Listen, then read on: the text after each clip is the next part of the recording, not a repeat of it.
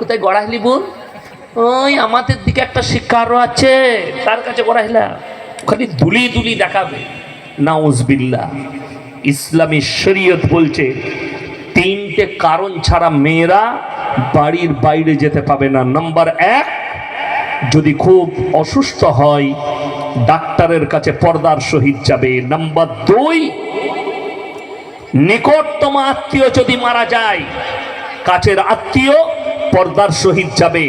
Number 3, হজ ফরজ হলে হজ করতে যাবে।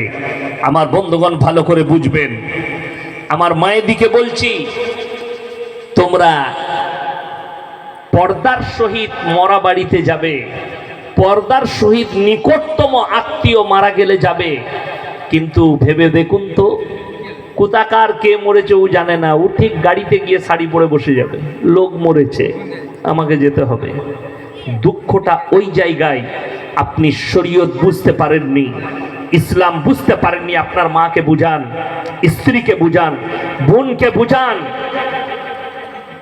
এটা মারাত্মক একটা দিক।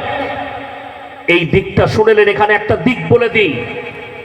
ইসলামে নারীদের জন্য পর্দাকে ফরজ করা হয়েছে, হয়েছে না হয়নি? নারীদের জন্য পর্দা কি ফরজ? আপনি ভেবে দেখুন, একটা পালস চকলেটের দাম কত? 1 টাকা, তাই না?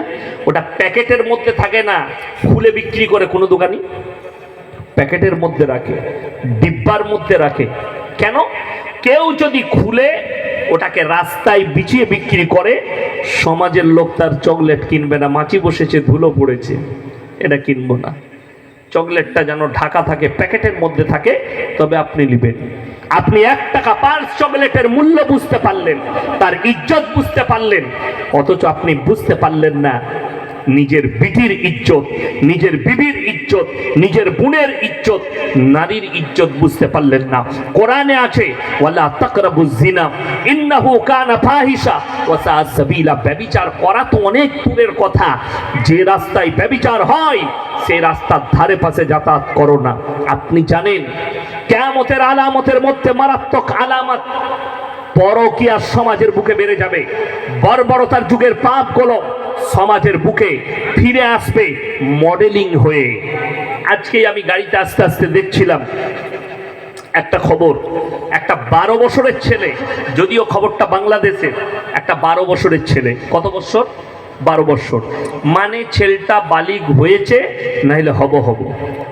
ছেলেটা বালিগ হয়েছে, নাহলে হব হব। 12 বছরে বালিগ হয়ে যায়। যাই হোক, 12 বছরের ছেলে মানে তার, সে তো খেলাধুলা করবে। কিন্তু জানেন কত মারাত্মক ব্যাপার? মোবাইলে, ফেসবুকে তার আইডি আছে। এই 12 বছরের ছেলেটা, তার বাপু জানেন একটা মোবাইল কিনে দিয়েছে দামি, এবং সে সেই এআই থেকে একটা ফটো আপলোড করেছে, নিজের ছবিটাকে এআই দিয়ে বানিয়েছে, তাতে মোচ লাগিয়েছে, ফেস কাট দাড়ি লাগিয়েছে, চেহারাটাকে একটু লম্বা চওড়া করেছে।